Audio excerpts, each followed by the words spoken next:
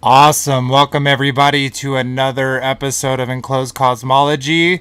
Although this isn't an episode, this is a special episode. We are going to be talking about war. So there's a lot of things going on in our current, in current events. So we're going to be talking about those. But before we get directly into that, we're going to take a little jump to the past and look at how kind of America was founded and all the way up to the present. So get ready for a ride. It's definitely going to be a one for the book. So I appreciate y'all being here. I'm going to go ahead and start introducing all those that are joining us tonight on the at the round table. So let's start off with our main man, Anthony. How are you doing, brother? Blessed as ever, brother. Shabbat shalom to everybody. Thank everybody for coming to hang out with us tonight. And been a pretty busy week on my end, Surveyor Bear. I'm gonna be in the audience mainly tonight. Can't wait to hear what you got for us, brother. Yeah, awesome. Well, I appreciate that, and I know you've been busy and been getting some blessings as well coming your way. So I'm excited about that and the future to come. So yeah, appreciate you being here, even though you do have those things. So I'll go ahead and throw it over to my other brother, Daryl Lee. How are you doing this evening, sir? Doing good, Vader. Thank you. Yeah, Shabbat Shalom, everybody. Glad to be here and glad y'all are here. Yeah, that's a pretty powerful topic you picked for the times we're in right now. Yeah, good call on. Anyhow, before we get started, Shabbat Shalom.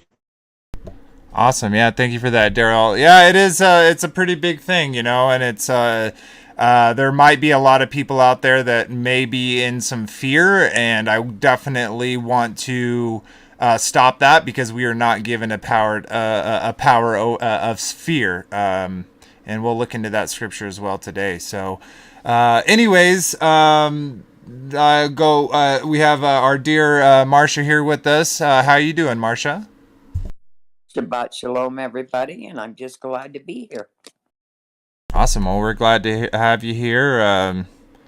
Definitely help us out quite a bit in so many different ways, and yeah, we love you. So thanks for being here. It's as much as our privilege as you might think it is yours. So yeah, let's kind of get into the topic. So war.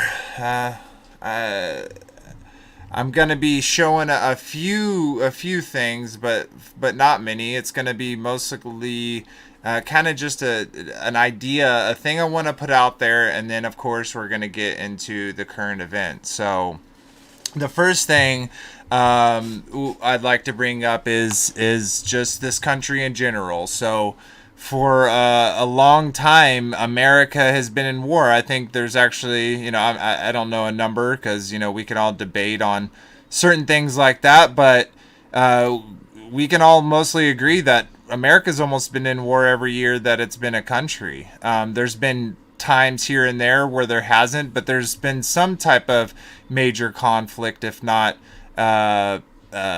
you know, a small occurrence that happens here and there. And, things like Vietnam isn't classified as a war, but we sure know that it indeed was a war. So that being said, so yeah, we started out American Revolution. Now, I know a lot of people have, a heart for America, and don't get me wrong, I am that way too, in the essence that I was blessed that I was born into a place where, even though the founding and all that stuff is definitely questionable, it's not, we still have a place where we have this, we enjoy this freedom where we can own guns, we can protect ourselves. So to kind of get into it, the American Revolution, there was funding on all types of different sides. We had different groups working, people in the country that were working for the Redcoats. We had different people in this country that wanted their freedom, and it was basically a war on this continent funded by certain individuals, and those individuals, whichever when it was, who won the war, still got paid for it.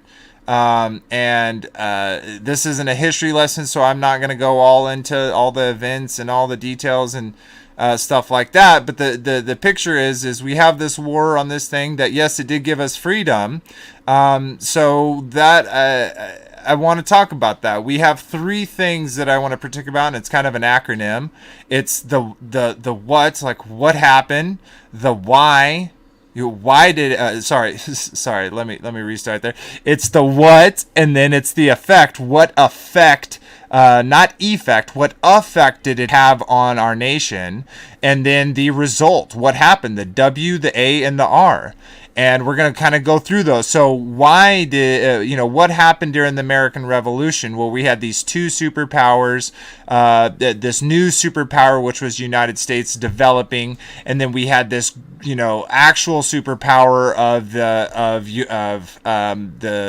crown, of the UK, Britain, and their influence over the seas. And so with that power that they had gained, they were able to really spend a lot of resources to develop the 13 colonies. Well, interesting 13 colonies. Shout out Witsit Gets It. It not just Witsit Gets It, but he kind of nailed that point home and showed that gravy to a lot of people, where we have the 13 segments of Nimrod and his connection to, all the ceremonies that they decided to add in, the construction of our country, 1776, also the foundation of the Bolivarian Illuminati.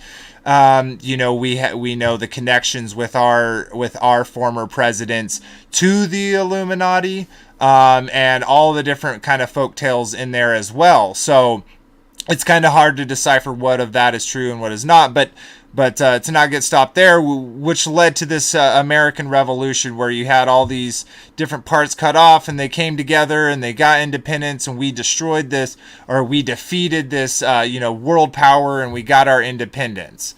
So we had this independence, and we used this independence, and we all know, or we may not know, and I would definitely say go out and research, where we start having, as our country is developing and we're getting more states, we're doing these deals, we're doing this horrendous non-biblical behavior, not only to the indigenous people here, who most of those people, not most of them, but a good portion of those people were good, righteous people, and we came in and we stole their property. And I say this as a we. When I say we, I mean anyone who's benefited from the freedom of America. We're all in part responsible for what our forefathers do, and I kind of say that going all the way back to the tree, where I believe if any man, woman, husband, wife together, if they were put in the situation that Adam and Eve were put in, obviously without the wisdom of knowing what would happen, they would of course fall for the same thing. And not to carry on too much on that, and back to my point, so we have this country, and then at a point when we have this country, we get to the Civil War. So back one step, what was the effect that it had? Well, it had this effect where all of a sudden we had this new country with its own rules, with its own government, where you could practice any belief system that you wanted, not just Christianity, because yes, Christians have Protestants, running from the Catholic Church, did have this country where they could protect and all that stuff, but it also gave spots for, dark spots for corruption to grow, and we kind of see that results today. And then the result is, again, the country. And so moving on to the Civil War. Now, a lot of people will associate a lot of different things to the Civil War and what happened and what that meant and what it was all about. And a lot of people will say, "Oh, it was slavery," or "Oh, it was this." An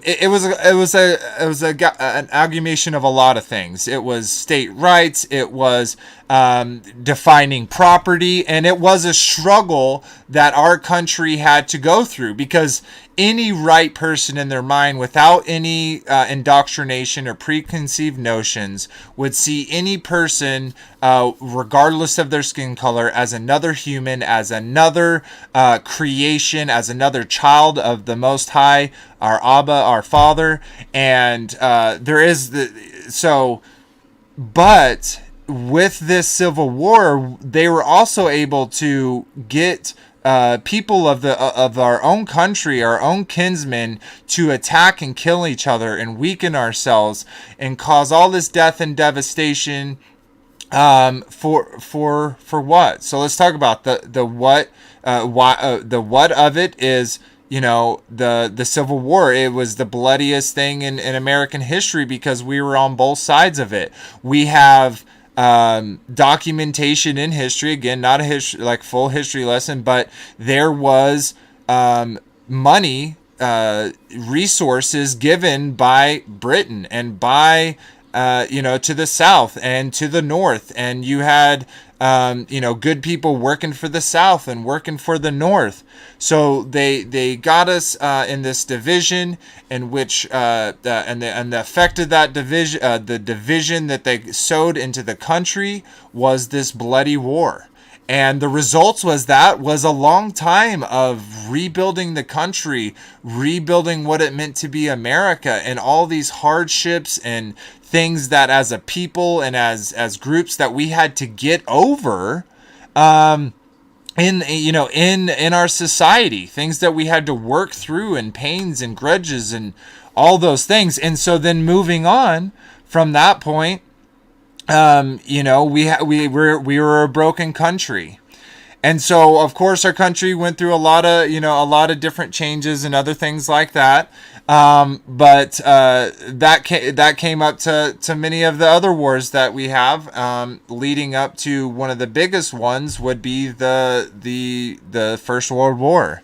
Now, that war is very interesting because seemingly it didn't affect us. It was on the other side of the country, but in the society at that time, it was really pushed and kind of shown that they wanted this to spread, that it wasn't just our right to have freedom here, but we were supposed to spread this freedom, and that there was this evil force out there that was trying to remove freedom from the world, and that we needed to step in and help them keep this evil from taking over the world. And that whole event started originally from the assassination of Franz Ferdinand, and there's a lot of interesting information about that, something EFC will cover in a different format in the future. But sorry, I said EFC, ECF, and accumulated again into this this huge bloody war. So why? Because the evil powers of the world were taken up. What was the effect? Millions and hundreds of thousands of people died and were injured, and lots of area was devastated and polluted from gases and all of this negative stuff. And so what was the effect of that? Well, they tried to get the League of Nations. They tried to get a United Nations of joined countries of globalism, but at least at that time, our country didn't want any part of that. So to move forward again, let's skip to World War II. What happened? We had the the attack, the surprise attack. We weren't in the war. They really wanted us to get in war, but we hadn't been attacked. And we all know that the Pearl Harbor does definitely have some grabbled information there. Evidence that we knew of the attack and etc. But leading to that attack and then what was the effect? Well, not only did we in turn, thousands, hundreds of thousands, tens of thousands of our own people who immigrated to this country from Germany or from Japan, and who were all rights Americans, and we detained them and we put them in internment camps and said, look how great we are. We're bringing freedom to the world, because over there in Europe, they're putting people in camps. And so, what was the effect of that war? Again, thousands of people dead, and then the nuclear bombs. Oh my gosh, everyone be scared. We have these two explosions that now add into this world this new element of fear. We have the fear of annihilation in the blink of an eye. And it can come from anywhere at any time. So hide under your desk. And so that then led into I know I'm skipping Korean War, etc. But that kind of, to me, accumulates in my view into history, accumulates with Vietnam. Now, again, let's talk about what happened. Why did we go to war with Vietnam? Well, if you look in Wikipedia, they'll tell you about the Tonkin Bay incident, where a PT boat of separatists shot at our battle cruiser, and that started the whole war. And we all know, if you don't know, you can look this up, that was a psyop. That event never happened. They were lied about it. It is declassified that they lied, and that event never happened. What was the effect of it? Well, not only did a whole bunch of our people die and a whole bunch of their people die, but we also tested chemicals there, like Agent Orange, and we tested tons of chemicals on our own soldiers. And then not only that, after they did what they did, when they came home, it was no welcome back soldiers. They were forgotten about. And so you have this huge group. Well, what's the results? You have this huge group of people that were hurt, that were killed, that were injured in some type of way. And then in our own country, we have all these men coming back who were hurt or maimed or, no longer can work, didn't get any, welcome back. And also they stemmed, and they had children, and they led up to what most, at least my age, are people that were their children. And then they were hated, yeah. Peter, when they came back. They were hated, called baby killers and everything else. They were hated. Yeah. And what demoralizing that's a effect right there. What did it do to us? And the result is now we have all this all this hate and all this pain in our country.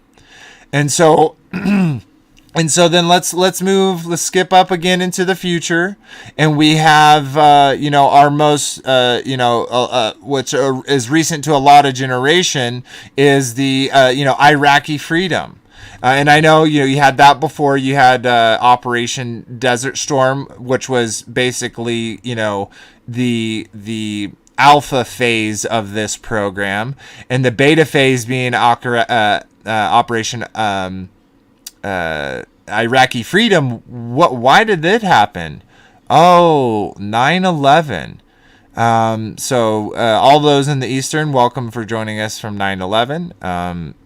At 9/11 p.m. But in 9/11, I don't even need to get into that. Everyone, at least that's, I feel like looking truth, already has jumped past that. But what my point is we see, boom, we have this event, And then what's the effect of that event? Same thing. We have all these people going over there dying on both sides. We have all these men coming back, if they're even coming back, because a lot of them are killing themselves because of the things that they're doing, having to do and having to see. And what is the effect? Well, we know we got the Patriot Act, we got the NDAA,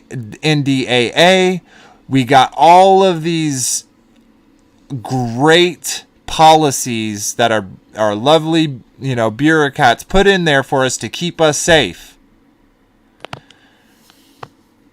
Right, and every bit of it is for more control. Every war seemed to be more of a distraction to get so many things taken away from us.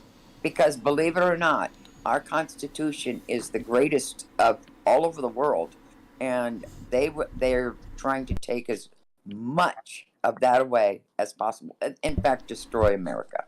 Yeah, and I don't agree that we definitely have what's honestly, to me at least, what separates us country from every other country is that we can have guns, like easily accessible guns. No other country can do that. Like, yeah, other countries you can own guns, but you have to keep them locked somewhere else, or they know every gun that you have, and you know what I mean? So if you were caught with a gun that's not registered, that'd be crazy. Like you would go to jail.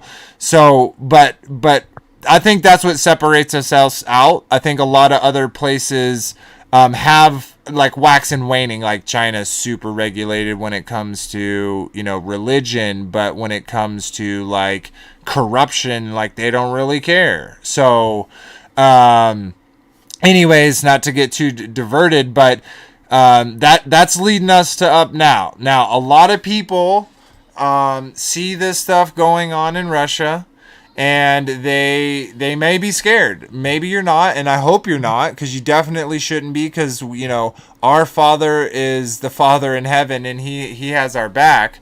But I kind of want to talk about it. So for those that don't know, this whole Russia thing is not just a new thing. This has actually been developing for a while.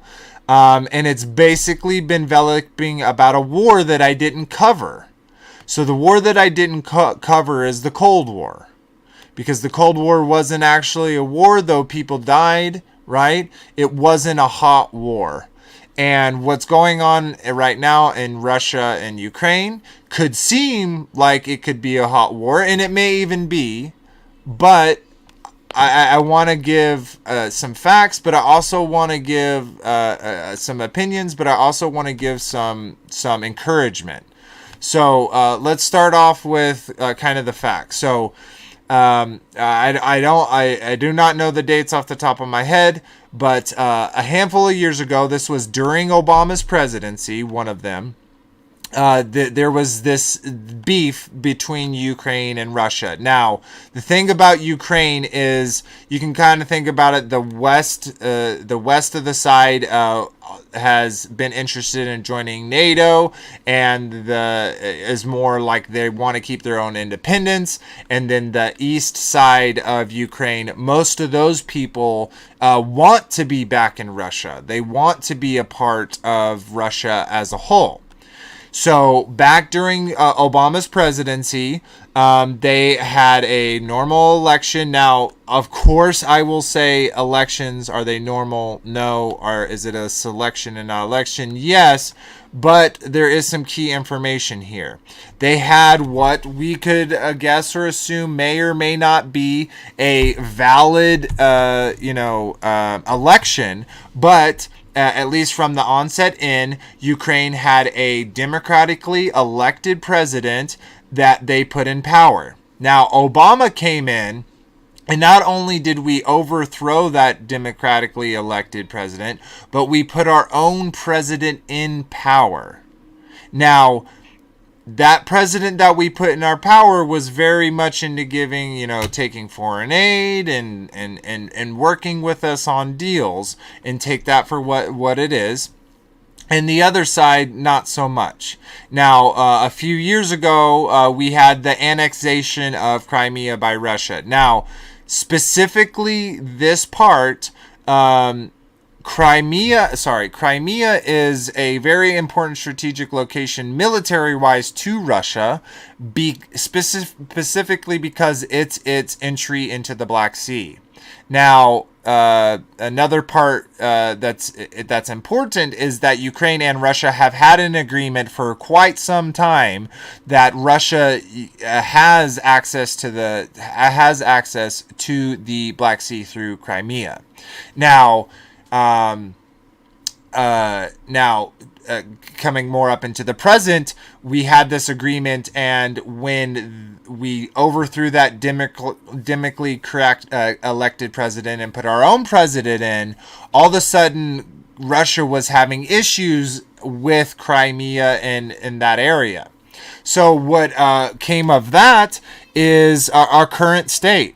So once there was this separation, if you were to go to eastern Ukraine, those people would be pro-Russia. They would say, we want Russia to come in. We want them to come take us over, much like those who were in Crimea. Now, of course, some of the people who cried the loudest may not necessarily be the most, but they're definitely the loudest and most vocal, said that it was the opposite. Now, during this time, before this the recent event happened, in this period, some kind of other interesting things happen. So over on the west side, in C.E.F, the capital, my wife showed me this, and I thought it was very interesting, so I wanted to point it out. Their current president was an actor. That actor created a TV show about him being the president of Ukraine. That show was very popular, and again, you can look this up. That show was very popular, and that popularity led him to being elected. He is the current president of Ukraine, an actor who played in a sitcom about being a president, and now he's the president of the country. Guys, I'm not making this up. No, you're not. So that's the silly part. The other side of it is, while they're talking about them Russia suppressing them and hurting them and doing all these bad things, they are literally cutting off water supply to the people of eastern Ukraine, so that people have 1 hour of water a day. They have such low water. These people are farmers, and they can't produce crops, so people are starving. And you have Russia coming in and providing them food and providing them supplies, and Russia is portrayed and this is to Crimea as well, back in that time when that was happening. And they're being labeled as these aggressors, as these people attacking and just taking land. So, as most of y'all have seen in the news, we have had Russia do a large scale invasions of certain parts of Ukraine.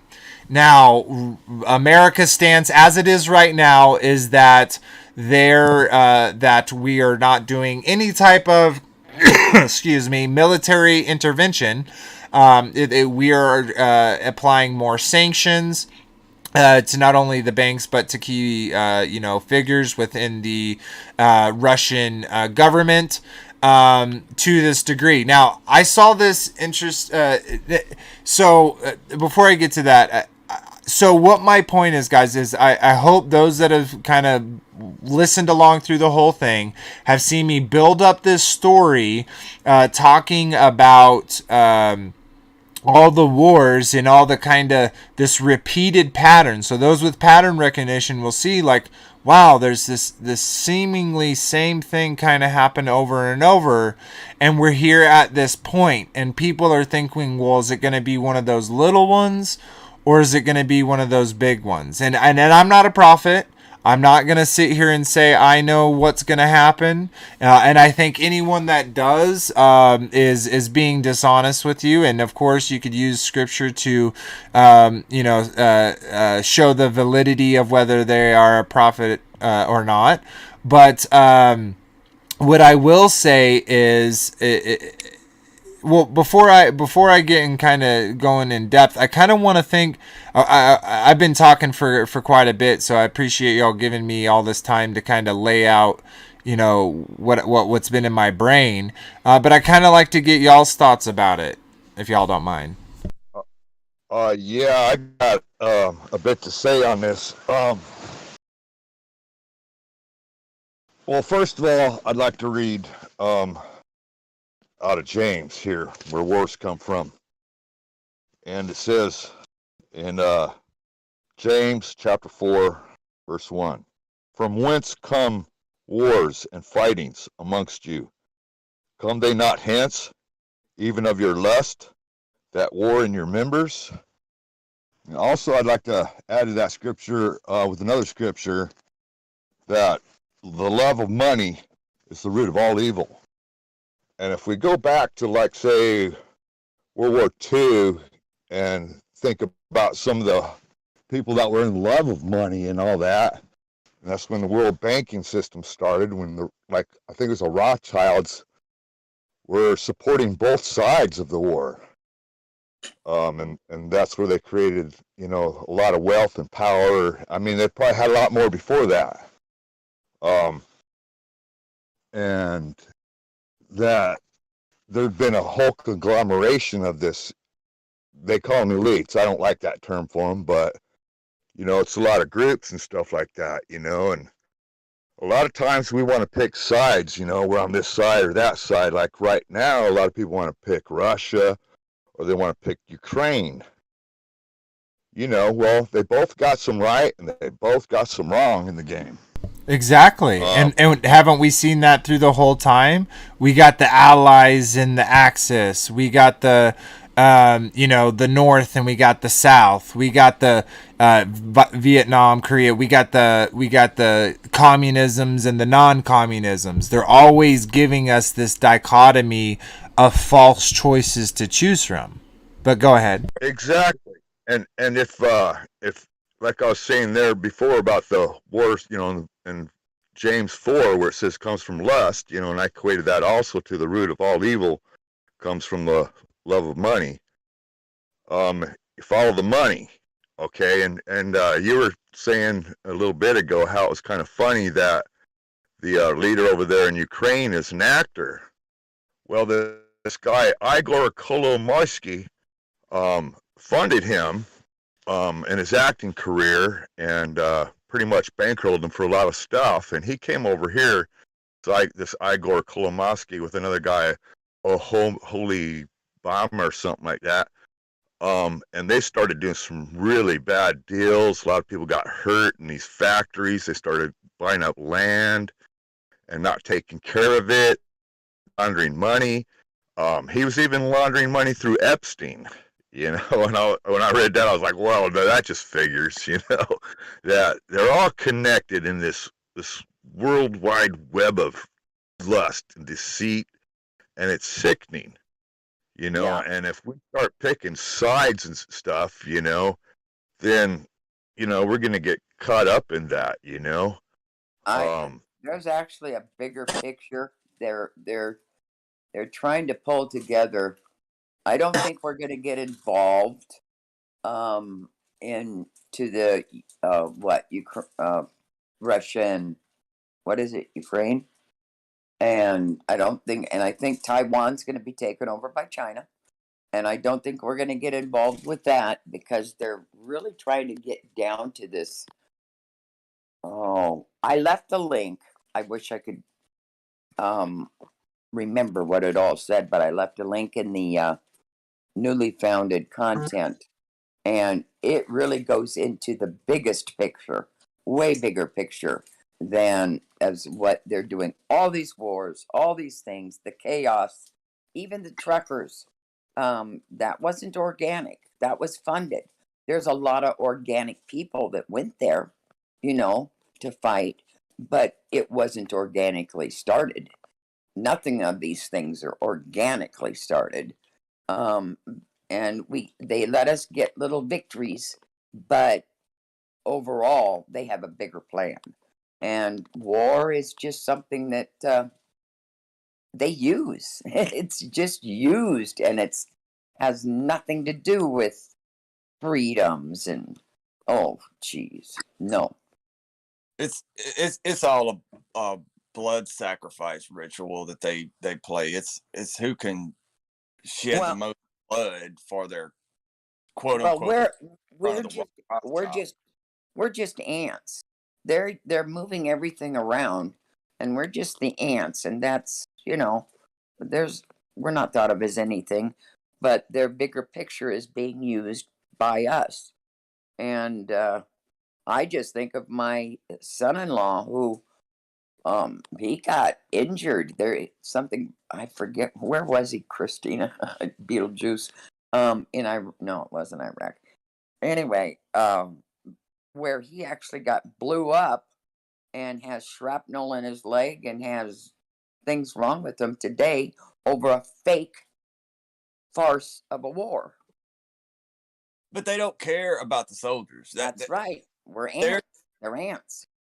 well, right. They're the pawns. They're the sacrifice that the country is making in front of the Rothschilds. Their daddy. They're the ones that they're trying to impress. And every war, and that's what Vader Bear was discussing earlier about this particular one with Russia and Ukraine. America's already involved. They've been involved since day one. Every country in the world is involved. They all work together. China, North Korea, they're all on the same team as America. They're Right. all the same. There actually are some infractions that still happen between them. Nothing goes absolute. Oh, she said Saudi Arabia. Yeah, that's where my son-in-law was. They bombed his whatever.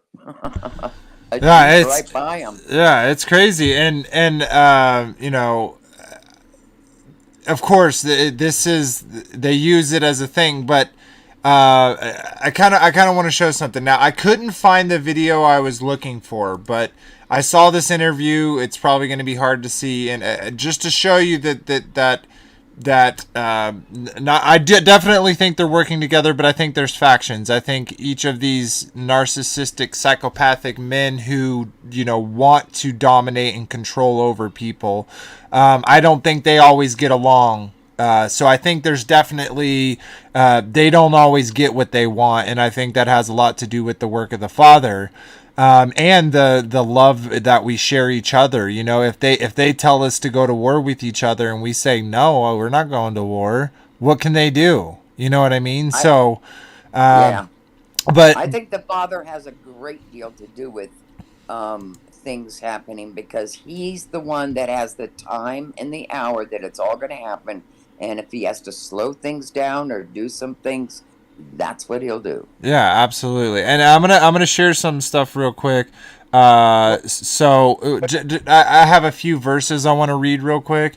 But just to kind of give some people some encouragement and through Scripture, through the words of the Father. So the first one here is Matthew 24:6, and it says, "And ye shall hear of wars and rumors of war. See that you not be troubled, for all these things must come to pass, but the end is not yet." So, he said that a while ago, right? Around 2,000 years ago, and we know that the end has yet not come.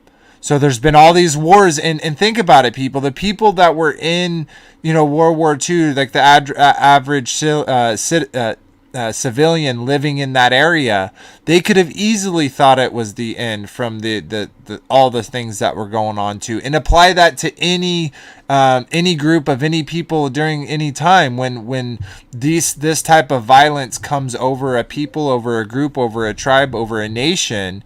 It does have some changing effects, and we've already kind of talked about that.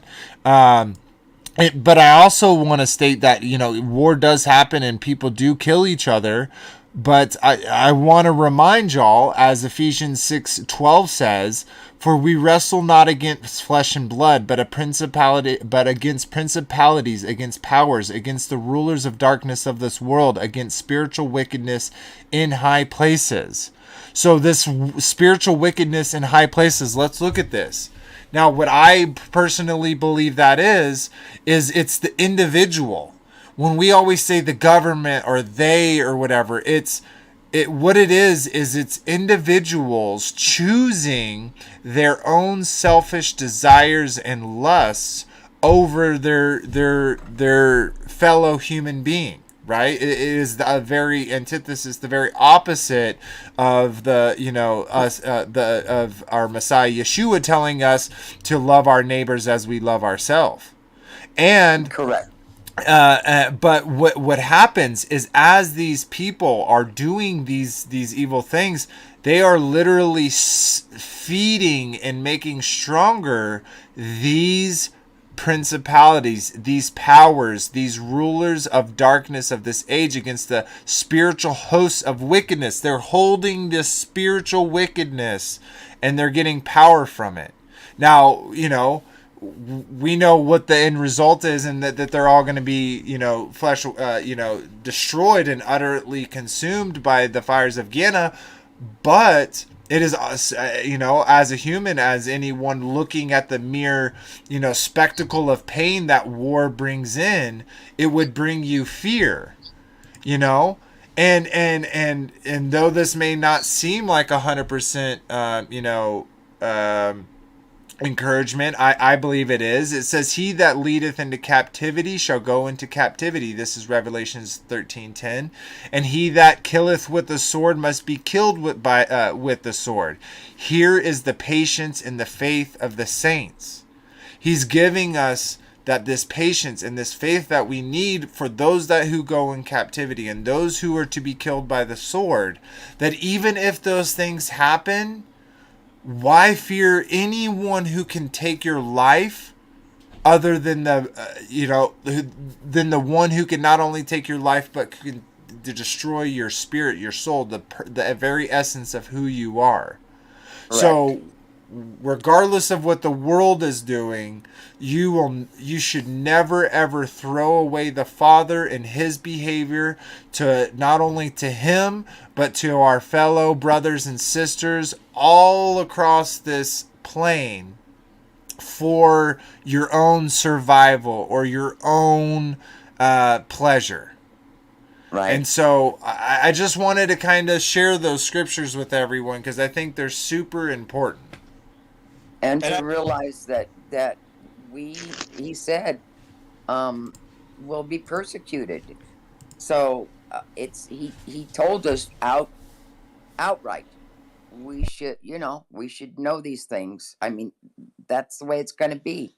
But he will always still be with us. That is just like you said. Fear the one that can take the body and the soul. That's who you.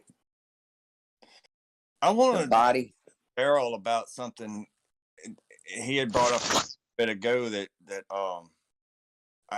correct me if I'm wrong. I don't want to put words in your mouth there. He said something about pretty much all the wars that we look at, there's good and bad on both sides. I've done a lot of research into the Civil War, mainly the Civil War, other wars too, but I was wondering like what like your thoughts of what would be spiritually good is from what they call the North, or the Union in the Civil War, American Civil War. Also, according to what Vader Bear read out of the scriptures about that we fight against principalities, against not flesh and blood and stuff. Well, that war was contrived too. I don't think there's anything that was really done. I know quite organically. I was maybe I missed something about the Union. That's why I was asking Daryl. Yeah, I had family members on both sides of that. Spiritually good aspect of it. I guess you could say there were some good things that came out of it.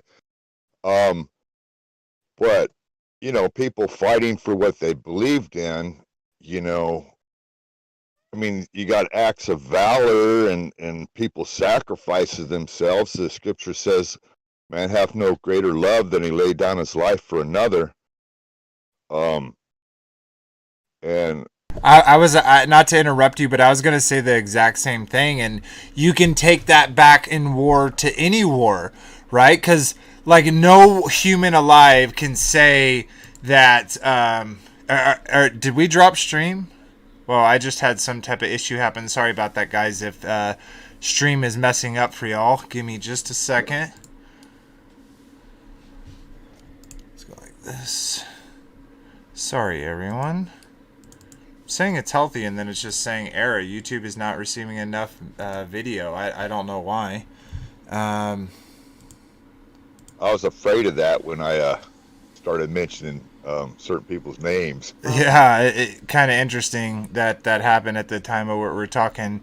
Hopefully we're good and everyone can hear me. Sorry if we had any breakups there or you had to listen to me grumble and talk right there. But what I was saying is like even there was obviously some Nazis out there that were just doing it because their their town friends were doing it to protect their country, their homeland, and they had no ties to the party or desires or aspirations within the party or even 100% agreeing. They're just protecting their fellow man.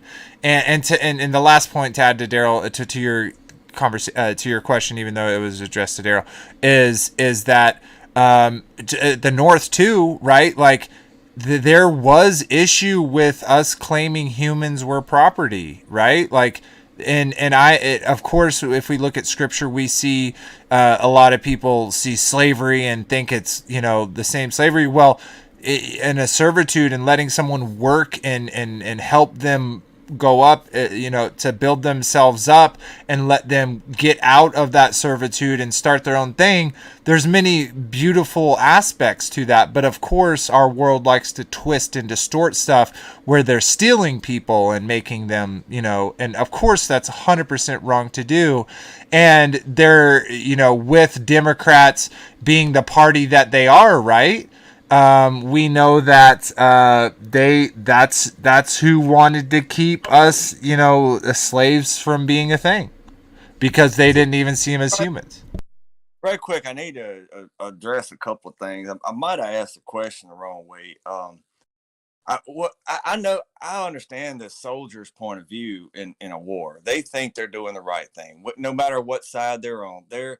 They're standing up for their country and their fellow countrymen. I get it, man, but they're told that this is what this war is about, and it's totally not about that in general. I was meaning like the aspect of the American Civil War, and the reason, and I know it did have a little to do with slavery, but everybody in America was able to own slaves. And Oh, that's not true. Well, There I was don't think, I few, think that's a been very few. debunked that it well, was over slavery, that Abraham Lincoln let did me it rephrase. slavery. Hey, everybody that needed help on their farms or needed help around normally was, if they it was able to, they owned slaves. There was Anyway, a very small percentage of Americans that had slaves. As That's far as the yeah, that's total true. Not many population people. goes, Hmm. it was a small percent. Yeah, it was basically the rich Democrats that had slaves. They already had their plantation and their money, and they were the ones capable of buying people. all right, but y'all aren't letting me get to my point. Regardless Sorry if there about was that. just America that owned a slave, the war was not about taking that slave away from I that agree. person. It was about making everybody slaves. Oh yeah, Instead of totally. Instead of having everyone, now we're yeah. Go ahead. I'm sorry. Go ahead. that was the Union's purpose of the war. They wanted to enslave everybody, every person in America, so they could be the powerhouse of America, which now they are. Now we have what's called a federal government, and it's about the time that our money changed as well. The Fed took over, and now our paper dollar is it's worthless. As a matter of fact, it's not only worthless, it is debt. If you have a dollar bill in your pocket, you are carrying around debt. Well, as soon as you're born, you already owe thousands and thousands and thousands of dollars. To who? Right. Yeah, too. But you know what? I still spend money, and I get something with it. I do. Yeah, it's true. It's still how we do obviously still apply a value, and when you look at the macro, yes, it is just, recognition of debt. But I feel like we're kind of getting off topic. But I agree with your point. The North definitely, what we got, instead of with slavery, which of course was bad, of course it should got away, they got what they wanted, right? Because that's what they do. They give us, it's the Galilean dialectic. They give us a problem. They create a problem.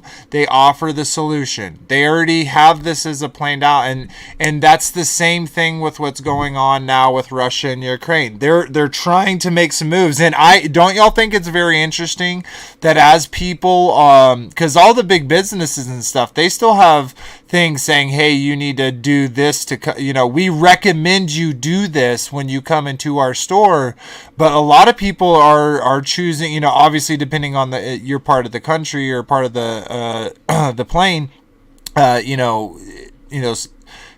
things vary, but they're recommending you, and most people are not, right? So I think it's kind of interesting that how when this one boogeyman is starting to wane, all of a sudden they're giving us a new thing to have a boogeyman. Don't y'all think that's interesting?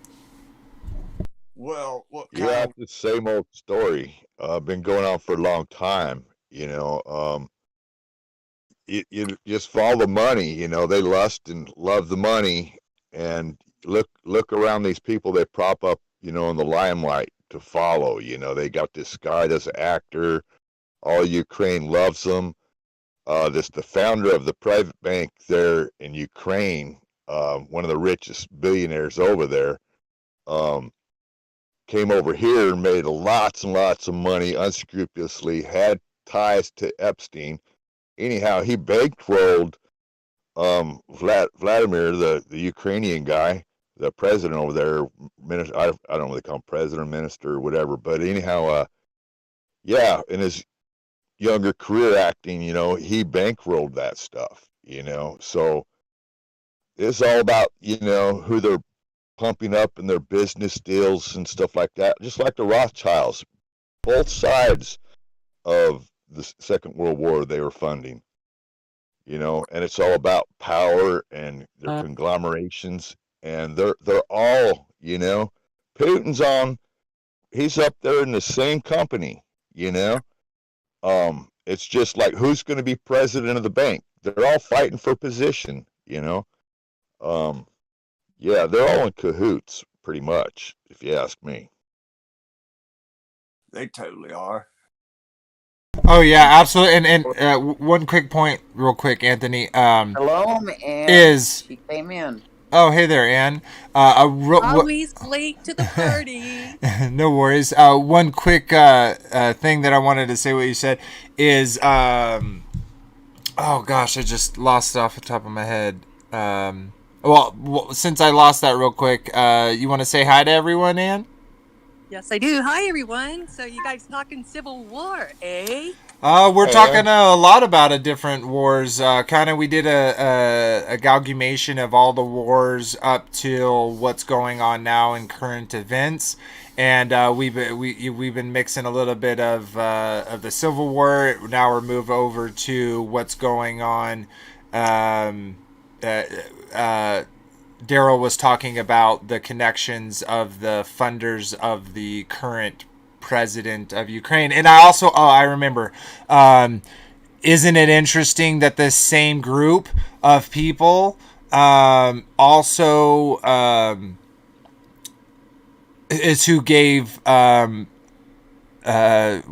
Biden the whole billions of dollars if they didn't release Hunter or fire the prosecutor that was targeting Hunter. So weird that our current president is, kind of using all this. I honestly, guys, I could not even go watch. I could not watch him talk about it. I'm sure it was a whole bunch of garbage. So I feel sorry for those that do, but it's literally it's obviously planned, guys. This stuff has been brewing since the Obama era. This it's like that they poked the water bed back in that era. But I do kind of want to talk about a couple other things, but before we run out of time, before we get into like a general more conversation. But if I know Anthony and Daryl wanted to say something, so if y'all don't mind, go ahead. I did want to say one little thing. Now, don't take this wrong, because I'm not trying to put a feather in Trump's hat, but this or Igor, however you pronounce it, Kolowski, I forget how to pronounce that one too. But he actually helped fund the impeachment of Donald Trump too. So now don't get me wrong, I ain't trying to put a feather in his cap, because he's got some weird dealings going on too. They're all fighting for who's going to be the president of the bank. That's the way I look at it. That's already chosen. Sorry. Yeah. Yeah, it's chosen to agree that it's going to be one of them, but I do agree that they fight once amongst another to kind of sit on the throne. Well, that's the thing, is they will eat their own. They don't have the scruples. Everybody's a pawn. And those guys, presidents, are the puppets. It's really up so much higher. And if they if they get out of line, they do something to them to get them back in line. Well, that's my original point. Is all these puppets, is they're in those positions because of their lust and love of money.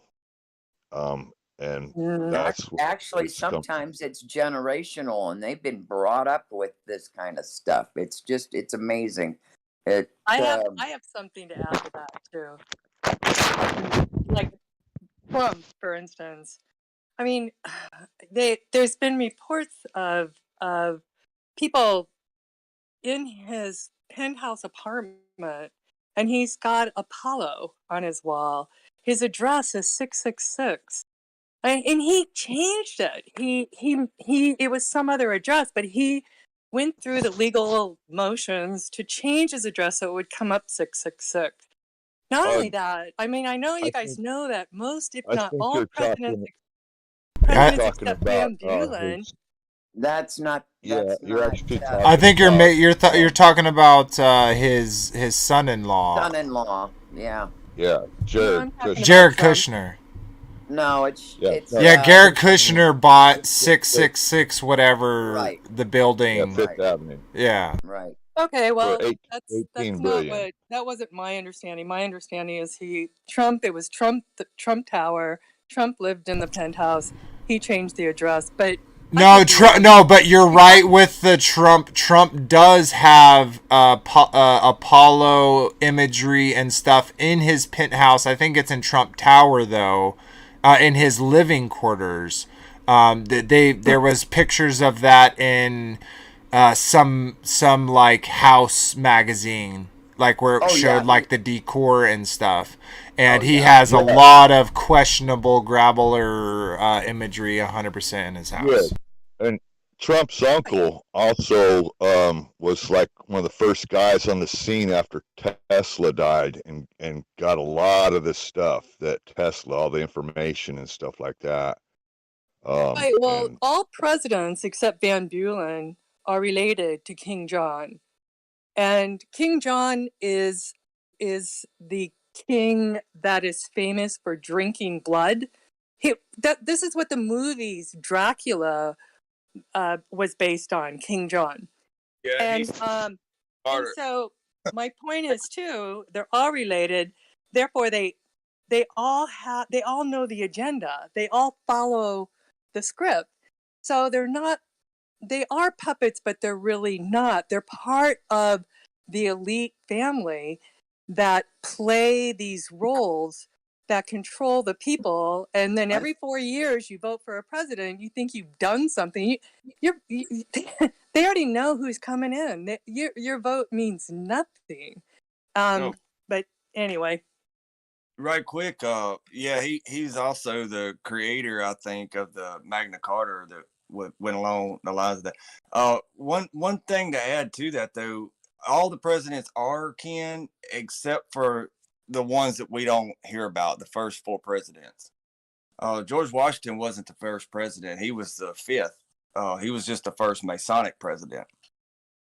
Yeah, that's true, but it doesn't matter. They're all matter. connected. Yeah, but I just wanted to bring that point up. A lot of people aren't going to hear about that, and will probably never even look into it. But yeah, there were 4 presidents in America before George Washington. Yep. And was the first Masonic president. And a lot of people say, well, no, he wasn't a Mason because he renounced he renounced the British order and accepted a different, like the English order or something like that. I can't remember exactly how that went, but he renounced one Masonic lodge and joined another, basically. Don't you guys find it fascinating that George Washington and King George, they both pretty much look the same? In fact, they're in the same poses and portraits and such. I mean, the whole thing is rigged, in my opinion. And George Washington is, in my opinion, King George. We never had it. I really don't even believe we had like an independence from England. I think that's all been fabricated. No, we were captured during the American Revolution. That's when England captured America. I don't even believe in an American Revolution anymore. Exactly, and I them to fabricate everything. Oh, totally, and I that's why I wasn't getting bogged down into the details and the years and the people and all that, because like we all have heard the saying, the devil's in the details. What my point about bringing up the wars in all of them, including the American Revolution, is the pattern recognition. How even if it didn't happen, they're telling us what they'll do now with the stuff that they tell us happened then. And they tell us that history repeats itself. So even if it's a fabrication, we can look at the past and see what they're going to do in the future because of it. So have you heard about the trilogy of books? There's 3 of them. One of them's called The Adventures of Baron von Trump, and one of them's called The Last President, and I forget what the other book's called. Written about in the late 1800s, I think it was. Any of y'all heard about those? Yeah. Pretty interesting. I don't know. I've heard of different things, but I don't know what you're talking about. I mean, I've heard of Trump, last president. So that would mean that he would have to win this election. Who knows? And you know what? Yeah, and it's pretty primed for him to win too. We don't even know that those books existed in the 1800s because all of a sudden they just showed up, kind of like that's what they do. They're like, oh yeah, this book was written in the 1800s, That my point is our reality is totally manufactured. So we have nothing to base anything on except the Bible. That's the only thing that I'm trusting now. But And funny you say the Bible, because the Bible, if you see the same pattern recognition, you see it in here, but obviously righteously, right?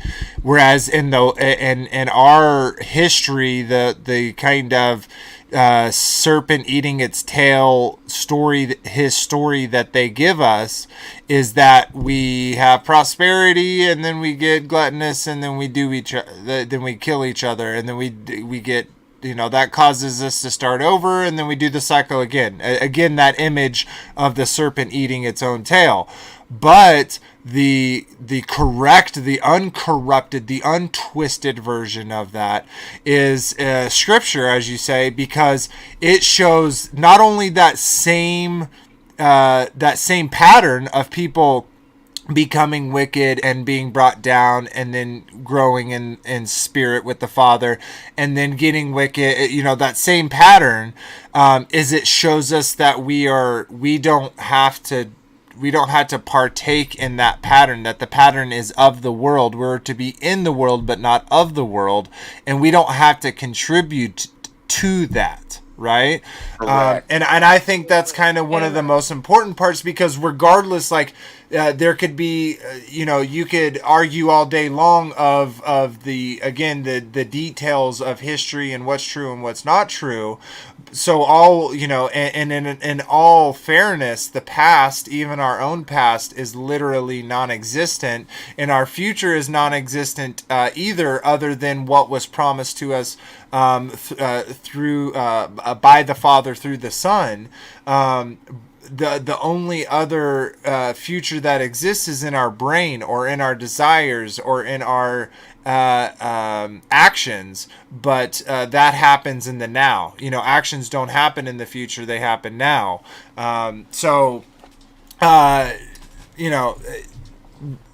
That being said, I kind of want to show a couple things, and I'm not saying this is anything, but because I don't think it's possible, but I just kind of wanted to paint a picture that was painted in my head when I kind of came about this thought. So the other day I was doing some research kind of in and around this area in general, and have any of y'all ever heard of the Aral Sea?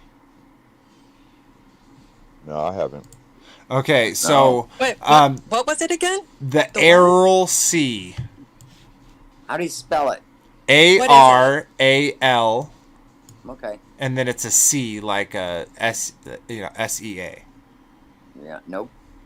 Okay, so the Aral Sea is this. I'm gonna show on screen. I'm also gonna go live if you want to see it. You don't have to join it, but if you want to see my screen, I'll go ahead and share it.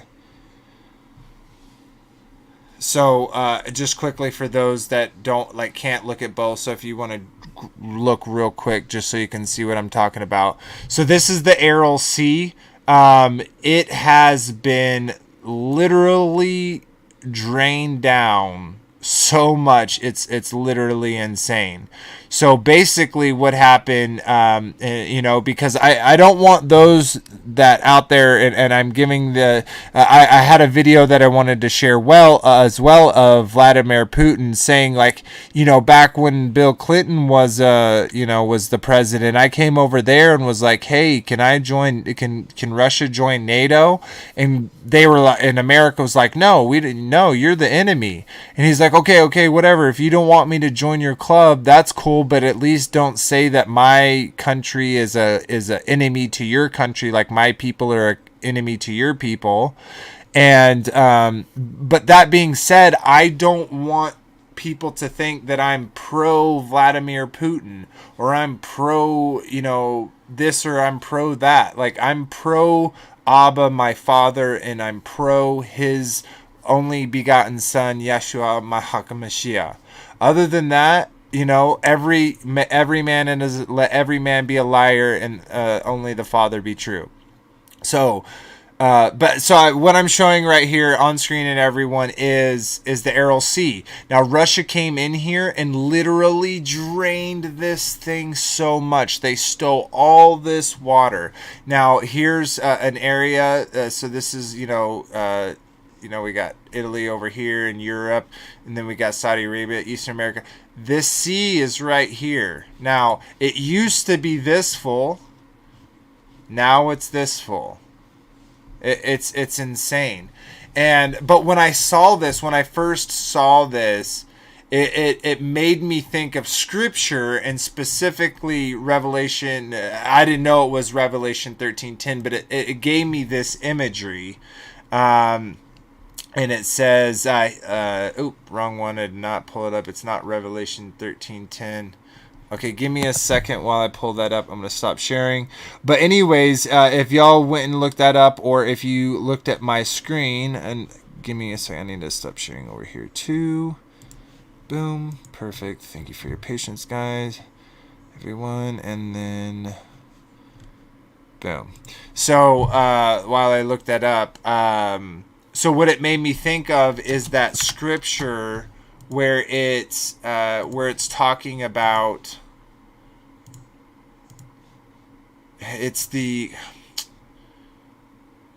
one where it's talking about the bowls, and I was thinking, oh, where the rivers dry up. Now, obviously, this isn't the Euphrates, and this isn't the bowls of wrath, but like if those looking at the imagery, like I'm gonna bring it up again, like this is, I always had a kind of picture of how it would happen, and just thinking about the capabilities that humans have of being able to, and by the way, real quick, this draining happened like literally within like less than a decade. Let me pull this back up to this Google search. Just retreat. Oh man, I don't remember where I got that number from. But it's right here. So if you look, the picture on the left is of 1989, and the picture on the right is in 2014. So what, that's 1, 10, 4. So in 15 years, they literally took this huge body of water. Look at this picture, right? Like these are huge bodies of water. Here's like the Indian Ocean, and that's a pretty big one. And it went from that size all the way down. And I'm not even showing my screen, so I'm just waving my mouse around for no reason.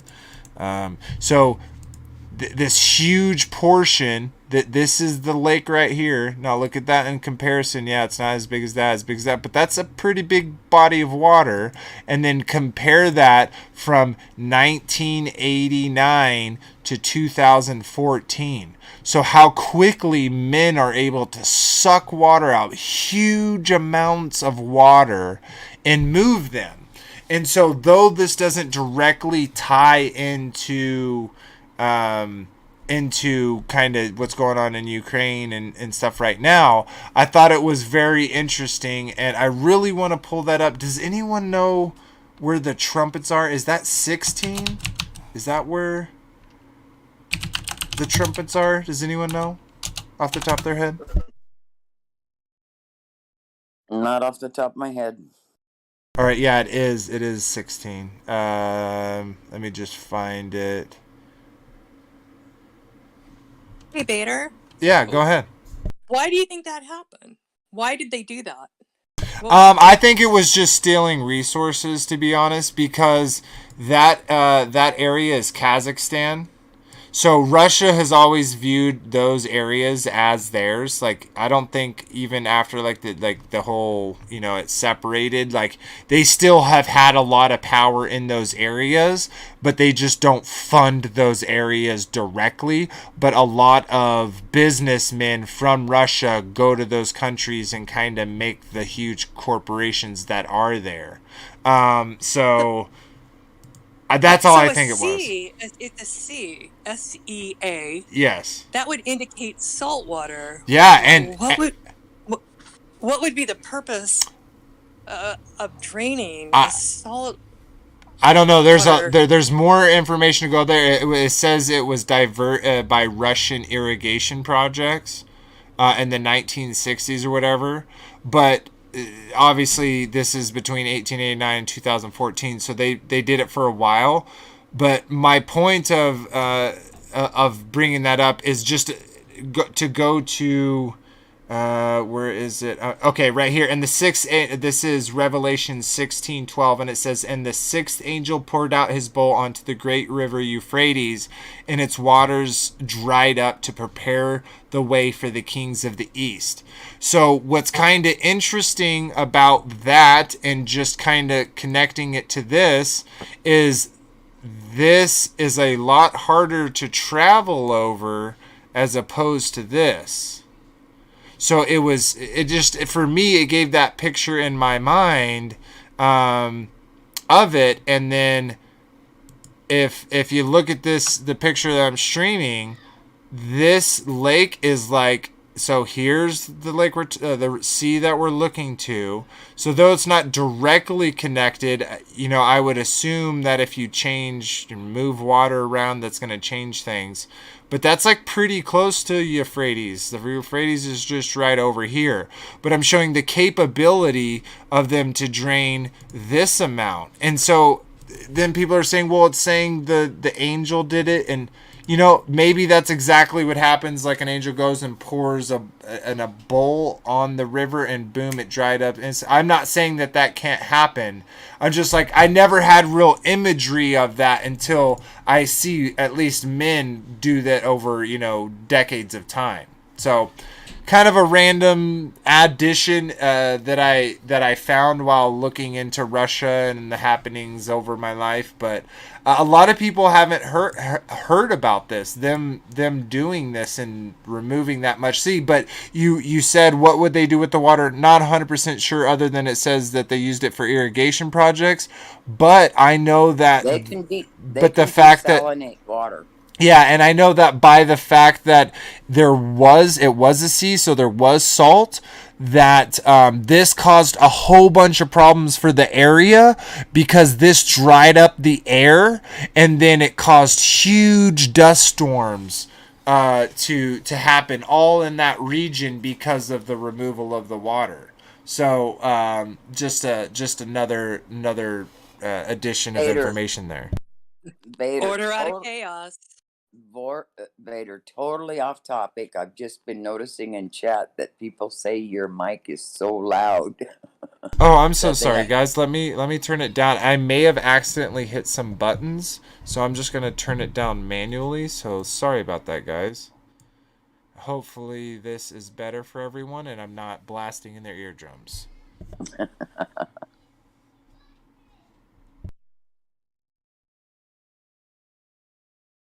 Testing 1, 2, 3, Vader. Am I good now? Can everyone hear me good? I'm gonna wait for somebody to speak in chat. Okay. Say something, guys. Is Vader good now? There was a few saying I gotta turn it up and turn it down and turn it up. I'm so sorry, guys. I did get a new mic, and it has some buttons on it, and I may have messed them up. I'm gonna have to do another sound check after this, but hopefully I'm at a good level now that everyone can hear me good. I will just ask chat. Okay, nobody's answering. Better. All right. April says better. Okay, sweet. So sorry about that, guys. So yeah, anyways, I just thought I'd share that with y'all. I hope you like it. Oh, babe, my voice is too low, or their voice is too low? Everybody said Vader's mic is too loud. No, my wife just asked after she said better. My wife said is too low, so I'm not sure. Okay, come on, guys, answer. I think he is at the same volume as others now. Okay, that's what my daughter said. Awesome, sweet. All right, well, we'll continue with that being the case. Thumbs up, thumbs up. Yep, sounds better now, Vader. Sweet. Alrighty. So yeah, guys, I just want to just kind of shed some encouragement, but go ahead. Your whole thing was to look at patterns and what patterns are happening and how they do things. Yeah, well, but I guess this is what maybe set me apart from some other people, like maybe even Sean. Like, I think personally that that they're gonna keep playing the same hand that they have for a long while.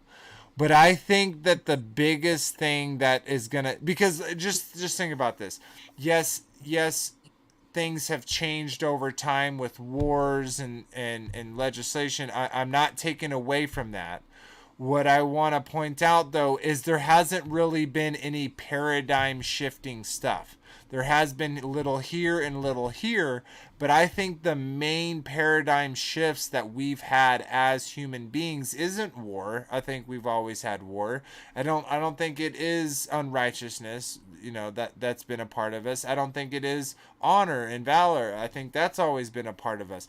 What I think has been what I don't think I have has always been a part of us, or something we haven't as a people experienced in a really long time, is the pre-flood world. And so I think personally that the real paradigm that's going to shift, because war happens, they'll have some policy changes. Unfortunately, people and both military and innocently will die. And we should all as a people pray for those that that the fathers that are in the Father's will, that they would be protected and guided and shown what to do as they're in their relationship with the Father. But to not get off too far off on the topic,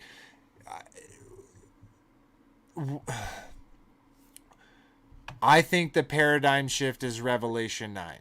I think when we see those type of things, that's going to be a paradigm shift, because no longer, and definitely with the buildup, right? Because with the buildup of what we've been indoctrinated in school, and from the globe to aliens and evolution and etc., I think that event portrayed in our current time is going to fool so many people. And I think when it's talking about, like in Minnie's love will wax cold and they'll turn on one another.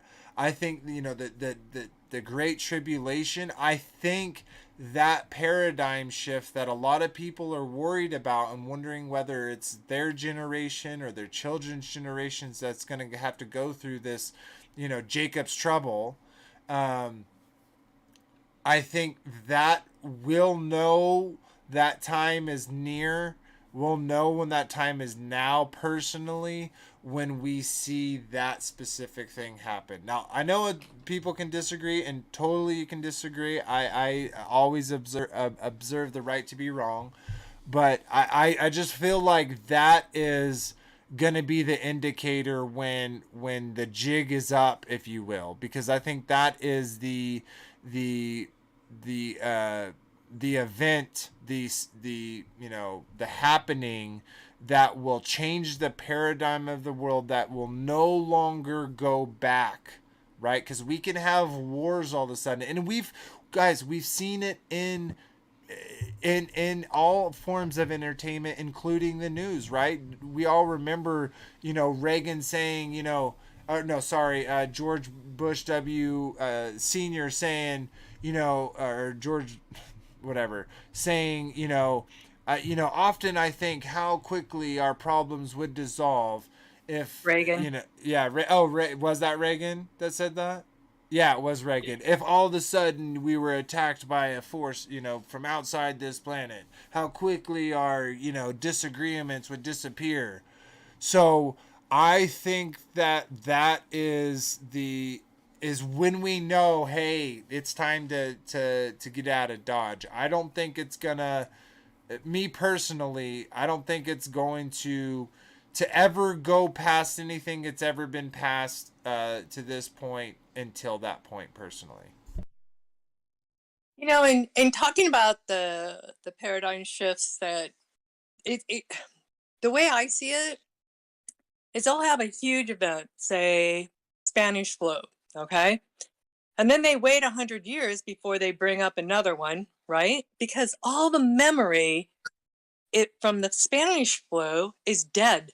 They're dead. The people they're old, they're died, whatever. And the same thing with each of these wars. Our memories, not ours, but the memories, they die. So then they're able to really inject their manufactured reality, their manufactured history into each.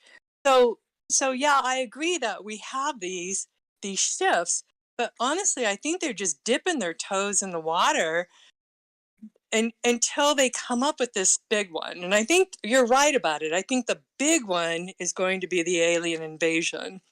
I don't know when that's going to happen, but I know we've been primed for it for what, since the 50s, 40s, maybe. So, Well, I know the whole network of things in control, according to their plan, 2030 is supposed to lock us into digital everything. yeah. That's their Oh, plan. yeah. Small cities. But they have all these plans, right? And we said this before, like they can plan as much as they want, but it's up to the Father. So It is. why are we You're right. worrying about what other men are doing and focus on what the Father wants us to do? Exactly. Now, I know Perfect, yeah. to those that not are only here now, but those that watch later, I know that the stream kind of has a almost like a clickbait, oh my gosh, and I even have the fire, and I even changed the clouds to be all dark and dreary.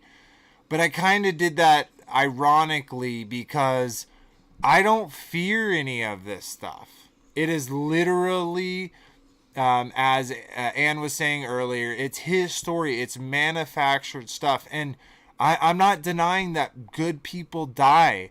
And people die, and people get injured, and people lose their houses, and and I will adamantly pray for those people that Yeah. anyone that needs help, including the people who are starving from lack of water. And No, it's heartbreaking. Yeah, Absolutely heartbreaking. and so just I'm bringing that back to guys. Don't worry about what men are doing. Focus on what the Father is. And to the people that are going through this, if any of them happen to see it on either side, always choose the correct and right thing to do in the Father's eyes, as opposed to survival, as opposed to whatever thing comes your way. Because again, why be scared of the people who can take your lives, but not fear he who can destroy your mortal soul, your immortal soul, Correct. your essence?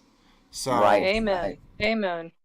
Absolutely. And I mean, for the once I started on the path of Torah and started learning, I started knowing the Father. I'm not afraid to die. In fact, I'm kind of excited about it. That sounds morbid, I know, but I'm not afraid of dying. And yeah, bring it on. They're going to do all sorts of crazy stuff, but we're awake.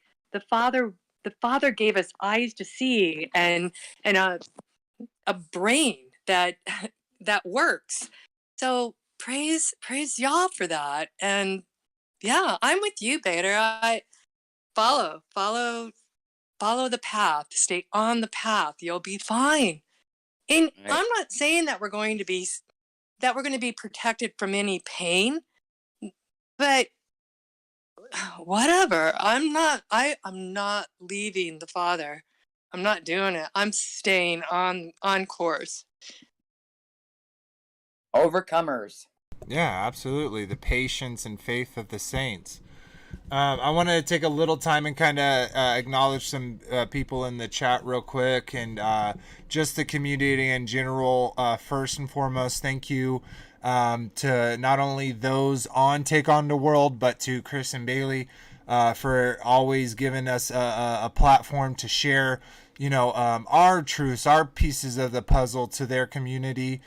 Thank you guys for being there and liking and commenting and subscribing to not only Take on the World, but also to us on E.C.F. Roundtable or Enclosed Cosmology Fellowship.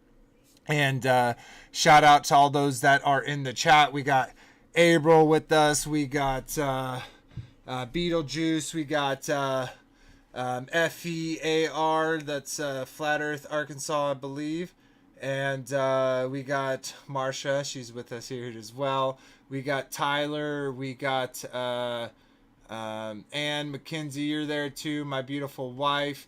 thank you all for being in there, and thank you for being here, and all y'all do. And those that watch this after, if you haven't subscribed, if you like the content, please subscribe. It really helps us out. And to anyone, whether you're subscribed or not, we also have a Discord channel that's in every description of every video. It's a great community. We have all types of stuff. We got prepper stuff. We got homesteading stuff.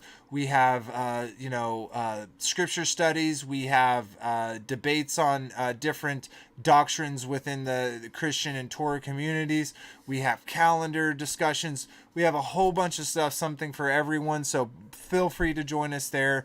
And we join, not only do we do voice chats and talk throughout the week, but also after every stream, we have kind of an after stream where y'all go and kind of talk about all the things that we're not allowed to talk about on YouTube without getting censored. So that's being the case. Thank you all for being here. I did see one thing that jumped out to me. Tyler Porter said, or does this event kick off the building of the lofty cities in heaven?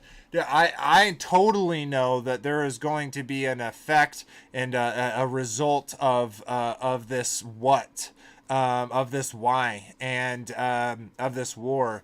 And what those are, I don't know. Of course, they're pushing all types of digital currencies and NFTs, and we have this problem with the truckers, and is that gonna bring in automized logistics? Who knows? We are obviously in the world, but we're not of the world, so we don't have really any choice or say what the world does, or nor do we want that choice, right? We try to, as a people, I would say, love one another, love your neighbor as you love ourselves, and build up people, in your community, people within our community, people within your community, and love them. And other than that, and walking in obedience to the Father, what else can we do in this world?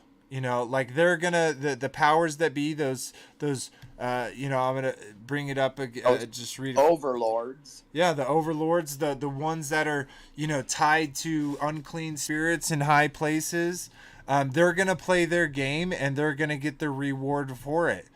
So let's live the Father's will and get the reward that He promised, and not worry about that. And I know I talked about it, and I even had a subject about it, but I brought up all that stuff to say, don't focus on that. Don't worry about what's going on in the world. Now, I'm not saying don't be a watch on the wall and look. Like, obviously, I know what happened, and I'm giving you information about it, and I've looked into history, and I can give you information about it.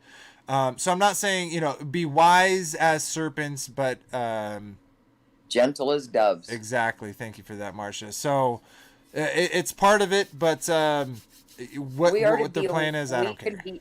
We can be aware. We should be aware of things, but not to focus. Absolutely. Yeah, Vader, you're right on, Vader, because there's no need to fear, but there is reassurance in knowing what's going on and having it validated by the Father. So how awesome is that? And I don't know. I just think we have such a wonderful Torah community, Torah family, and I'm so grateful for all of you, and to be able to share all this with my brothers and sisters and know that they feel the same way. Too much. It's so incredibly loving, and yeah, praise Yah. It would be nice if we could get more community where we could touch face to face, talk face to face. But if you don't, then there is this cyber. I don't even know if that's going to be taken away one day. Well, but people should check out Take on the World conference and try to plan on getting there once a year, and hope things work out with them. Maybe we could start doing it even more than once a year. Well, I'm not talking conferences. I'm talking actual community of Torah people where we could actually get into a good home church, where we're touching one another. I Well, do yeah, miss like that. this, like this. I don't want Like Facebook. this, but more of a physical instead of a digital hug. I You got can't it. do physical. That's it. I'm That's not it. leaving this island. No, but yeah, it's a little difficult right now to go anywhere or do anything because of certain rules and regulations and mandates. And I don't think that I'm the only one that's dealing with it. I know some states are more liberal than others, but I do believe Literally, I can go anywhere and I walk everywhere without a mask. And my daughter just went into the store for the first time that they said, you need to put a mask on. And she says, well, then I'm leaving. I actually went I to the claim to be hospital. hard I of actually hearing, went. so I never hear them tell me to put a mask on, you know. Oh, I But put one on. I actually went that's to not the what I'm saying. hospital I'm in saying, Utah, and they asked me to, and I said no, and then I still got to go to the doctor without Well, wearing a that's mask. So that's the only place. That's the only place I have to put a mask on. I went into the ER and they made me put a mask on. And it's oh like, yeah, I went to the ER too, and otherwise, I still said no, I'm not wearing it. And oh wow. they threw a fit. They threw a fit, and they made me sit outside and wait for people to come talk to me.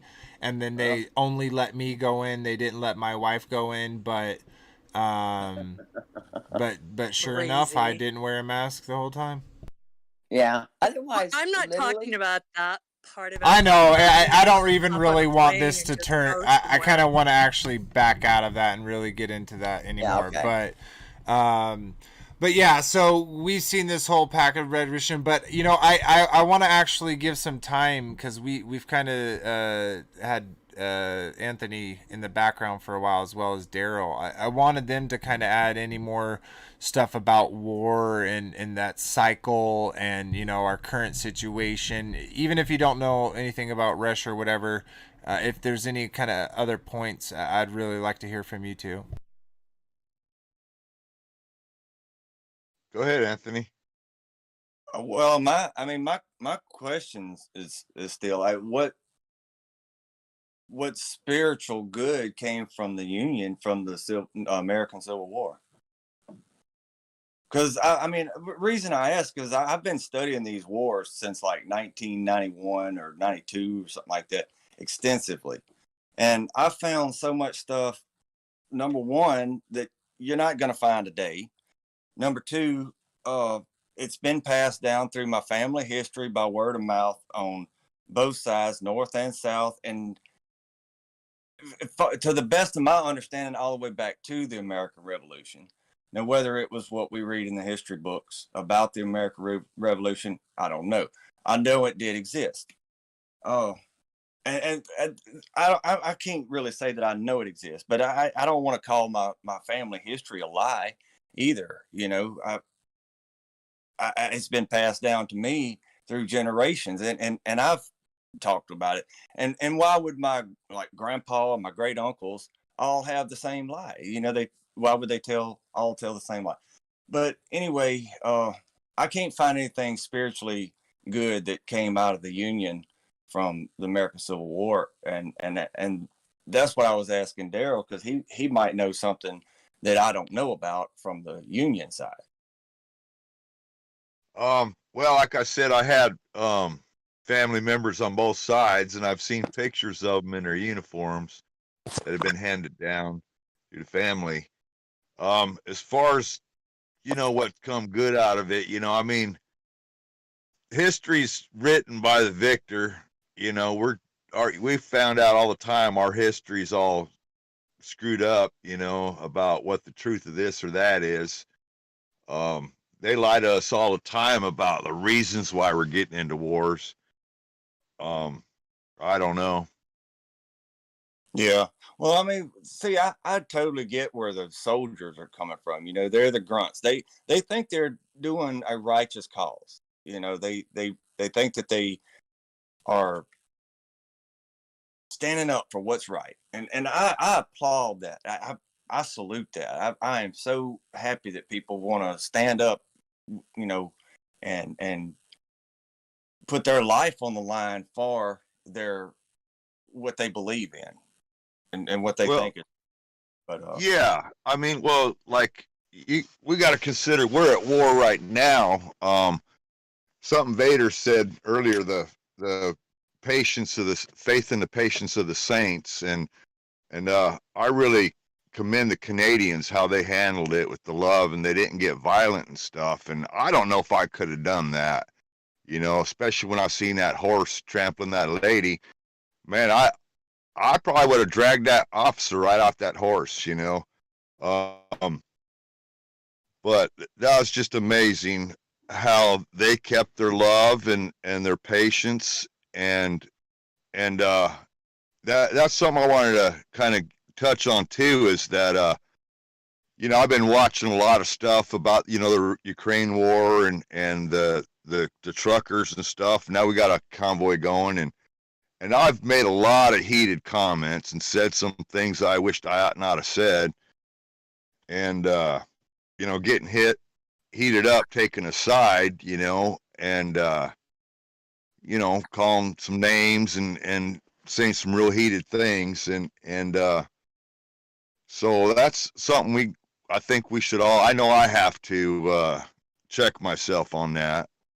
But I recommend that, think twice before you start texting some stuff because, they're it's actually being used against a lot of people too, they're Well, I think that's causing sides, and that's Yeah, the whole point. sides too, but the government's actually coming down on people about some of the stuff they're saying. So, guys, getting back to that So Civil War thing, I that's why I came in, because I heard you guys talking about it. I don't know if you guys know, but Lincoln actually heavily taxed the South and the farmers and the plantations. So it had that they were fighting against, it was like 60% or more. I can't remember off the top of my head.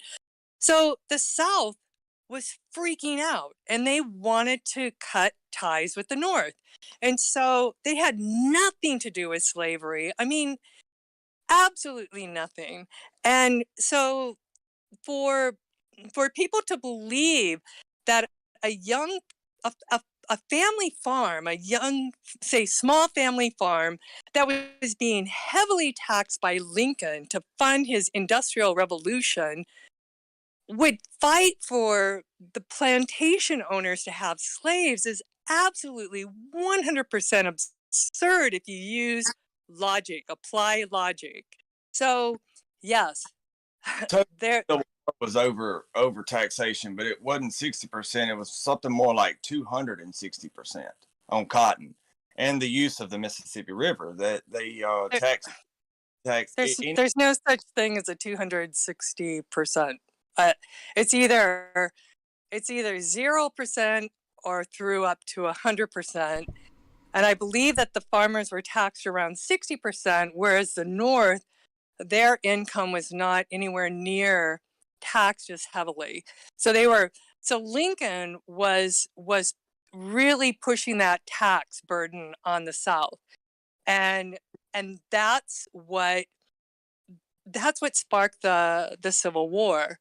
And it wasn't totally. Lincoln did use the tax on the South to fund his industrialization of the North, which they obviously didn't like, right? They were taking the South's money and investing it into the North instead of to the people there. That was the issue between, the separation of the of states' rights versus federal rights. So, like, there was kind of good things that came in there, right? But it's like that kind of good thing is only to the alternative of anarchy, right? It's like that I don't think that was a good thing. Well, no, what I mean by a good thing is like we got eventually, because of that stance, we eventually got workers' rights where children don't have to work and where like you can't have children working, but that came over a long period of time. I get it, but what it did was it turned slaves working in plantations to working in factories to the North, that fled to the north became slaves to the Industrial Revolution. I That's what it did. totally agree. I'm not taking away from that. I'm saying to what he was asking is like, no, like this is what my point is even in all those things, regardless of all the plans and the schemes that side has, right? We talked about that. We showed the scripture for it. Even though those things happen, the Father is in this all. He even uses the most horrid, of their plans to bring us something, right? So we know, like there's a pretty good guess that, we might be a significant player in the, in the grand scheme of the end times, but like from the foundation. But at the same time, he also used that to give a lot of people freedom from violence for believing and following in him. And then, yeah, they all these people died, but then some freedoms we kind of got back. But of course, this isn't how it should work. I'm not in any way making excuses for what they've done and what they've done to us. I just want to point out that even in those things, the Father is still with us. He is still, we're still waking up and breathing, right? So we're still here. We still conquered it all. I'm not saying that he abandoned us ever, but what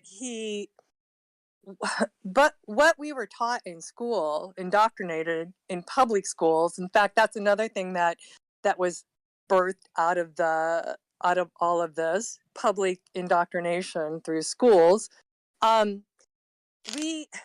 was I going to go with this? The Father opens our eyes to truth. That's what he does. And so how many people out there still believe that the Lincoln is this amazing president that freed the slaves, when that's a lie. That's a lie.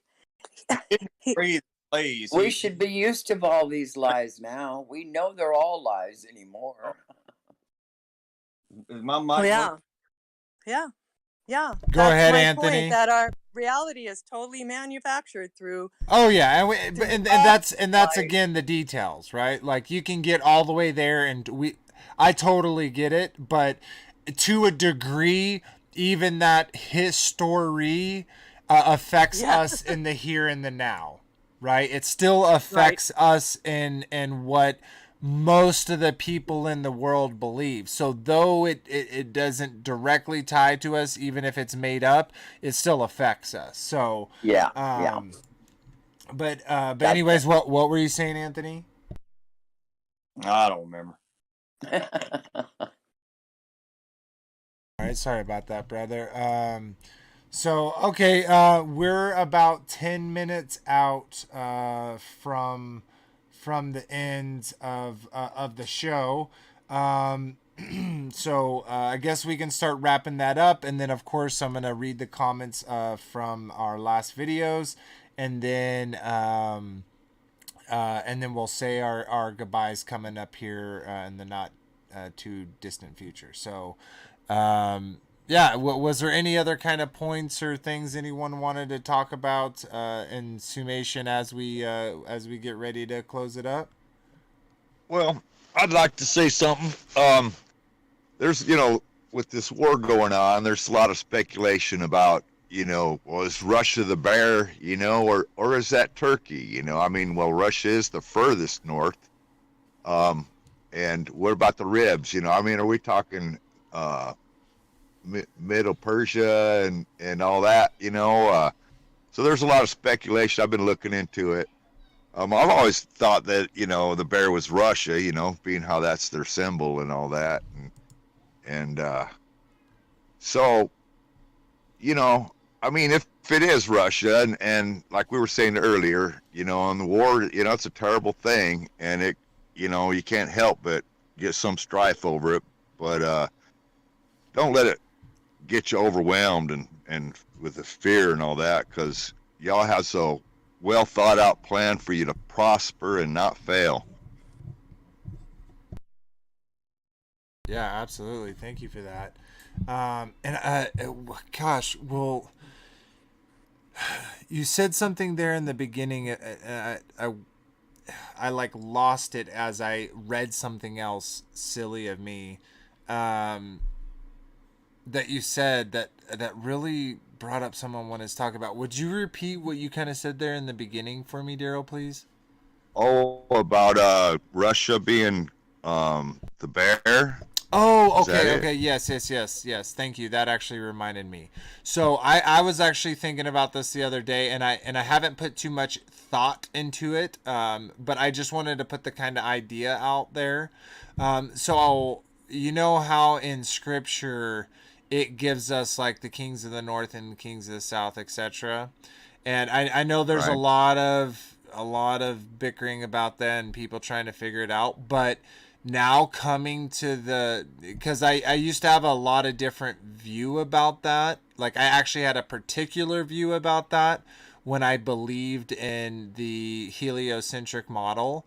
Now coming out of that, I actually haven't, and that's why I said I haven't looked into it. I haven't looked back into it and kind of figured that out because it's kind of interesting, thinking about north and the south and east and west, depending on where that starts at, right? So if you started that in Jerusalem, that would kind of get paint a different picture if you did that from America, right? And then a lot of people are gonna kind of self incorporate their position when they're reading west and south and east, etc., into the scripture.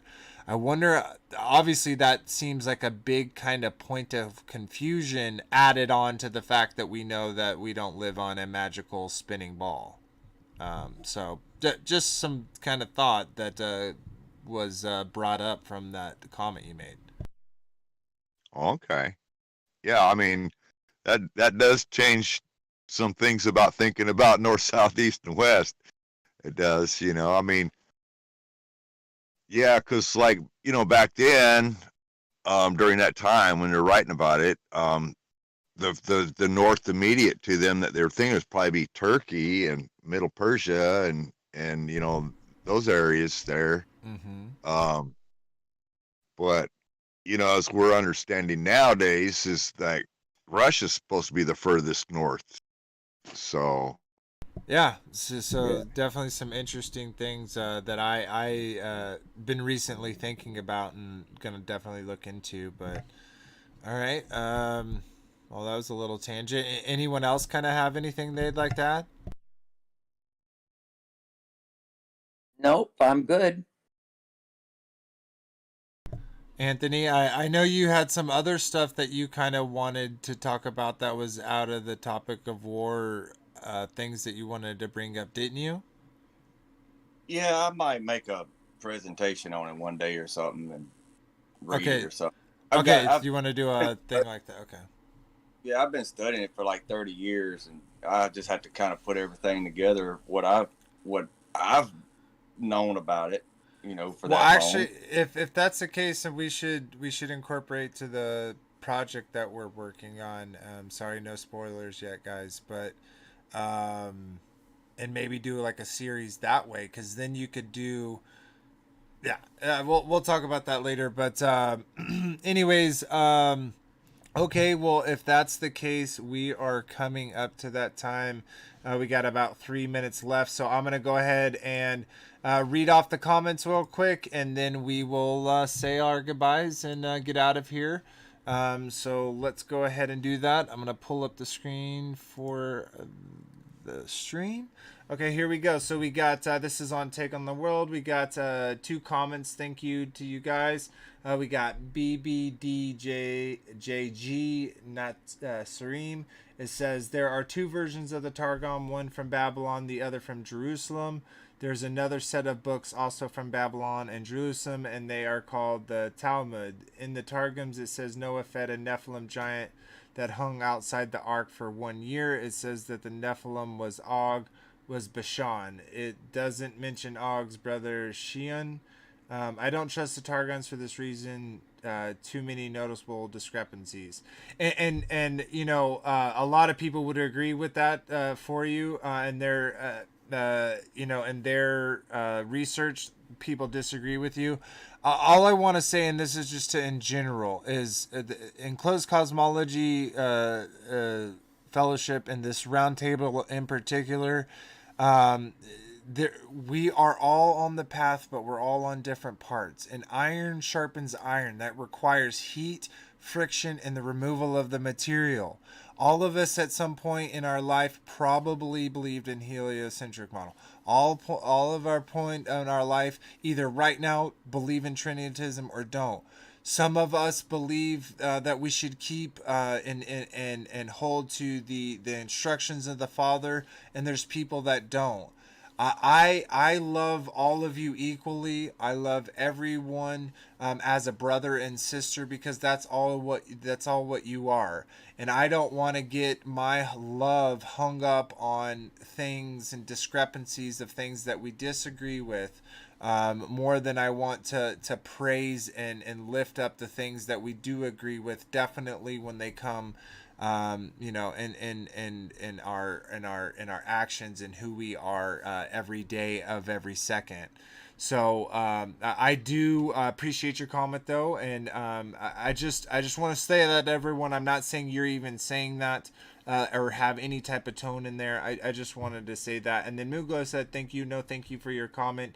Even simple comments like that, guys, it really does help. It lets YouTube know that a lot of people are enjoying the content. And a lot of people are here. And so get more people. And that's what we want to do. We want to grab as many puzzle pieces as we can and bring them into the fold and share with each other and grow with each other. So please, you know, have that spirit. And then we also had some comments over here. We said Anthony. Okay, I'll do that. Infinity the Split said respect to Anthony for speaking his mind, but golly, Anthony, I wish you would stay out of the dang problematic Targum. It's filled with contradictions and nonsense, in my opinion. But all respect to giving your view, especially being outnumbered. I know I have been there. Blessings. Yeah, you definitely been there. I would say that preterism is very problematic too. But you know, we're each have those things, in my opinion, from my perspective, that we need to use heat and friction to remove the material. But you know, we're all on our own path. So and then Marcia said a couple things. She said, I'm not a fan of the Targums nor Jasher. I feel like it's a lot of confusion brings a lot of confusion to the table and to others, as well as the book of Adam and Eve. Totally. I think there are a lot of things planted out there that literally cause us to kind of go off a path, and we totally have. Like when you know, this isn't necessarily scripture for sure, but it definitely affected my worldview. When Mandela Effect came out, I was sold hook, line, and sinker. How are they doing it? Is it time travel? Are we living in a, you know, I went through those kind of, you know, rabbit trails, and eventually was like, wait, this is, in my belief right now, it's a dead end. So you know, we all have those in our lives. But I definitely appreciate that, and always great to be here. Always great to have you. And then Kyle Kaleem said, great video, great people, Papa Cosmology. Love you, brother. Thanks for your comment. And then my beautiful wife said, I'm so glad Ann joined tonight. I enjoyed her input on the show and hope to see her on again. Well, you got your wish, love. She was here tonight. Woohoo. Sweet. All right. Well, I appreciate you all for your comments. It definitely helps us out, and we appreciate it. So that being the rest of the housekeeping we have for tonight, we'll go ahead and say goodbyes. So since Ann joined us and she's at the top of the list, go ahead and say your goodbyes to everyone, Ann. Where are you? Oh, she may have stepped away for a while, so I guess we'll go down one in the list. Anthony, sir, you can say your goodbyes if you wouldn't mind. Shabbat shalom, everybody. Appreciate everybody for hanging out with us tonight, and be looking forward to of us doing a like Vader Bear was saying, no spoiler alerts, but something more on the subject of each one we had tonight. But Shabbat Shalom, everybody. Yeah, absolutely. I'm sorry. I was trying to turn my mic on and I couldn't. I'm sorry. Oh, no worries, Anna. All right, go ahead. Well, thank you so much for having me on, and thank you everyone. I hope you had a wonderful Shabbat, and shalom to you all. Thank you. Absolutely. And our brother Daryl? Yeah, I'm a little stumped. You mentioned that of Mandela effect not being real, because man, I know I was better looking and taller. Well, anyhow, Shabbat Shalom, everybody. Thanks for being here. And hey, we got a good chat afterwards. We got a lot of people show up. We have some pretty deep conversations sometimes in there. So think about joining if you like. Yep. Anyhow, links y'all in have a the wonderful night. All right. Awesome. And then Sister Marcia, you say goodbyes, if you will. Shabbat Shalom, everyone, and my best wishes for your channel to grow. And if people would leave comments, it helps the algorithm push things up. So even if it's thanks, just make comments. Oh, absolutely. I'm done. Absolutely. Alrighty. Everybody, thanks again for being here.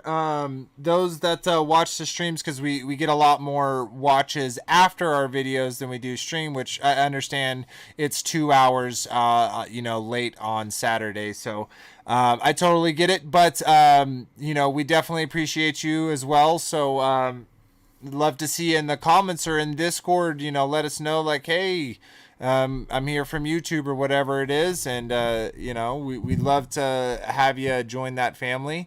But other than that, I appreciate you all giving me the time to kind of go over and paint this, large picture of the current situations, not only with, our history, but also with our current events. And I hope those that listened, as well as those at the table, if not already, walked away, with less fear in mind of the event. So thanks for that. But other than that, I hope y'all have a wonderful rest of y'all's week, and I hope y'all had a wonderful Shabbat. So shalom, and have a good one. I'm gonna throw it off with actually, I think it's very fitting, and it's been a couple weeks, with Love Is Your Witness. This is by Nick, that's Infinity Splits, and Frankie B. Frankie B is supposed to be back soon, and I think he's going to be bringing along their new song, so I'm pretty excited about that. So here we go. This is Love Is Your Witness. Love is your witness. Love is your witness. Love is your witness. Let it shine out. Let it shine out. It's better to give. That's the way. It's how you live and what you say. A good deed can right a wrong, overcome evil with a song. Love is your witness. Love is your witness. Love is your witness. Let it shine.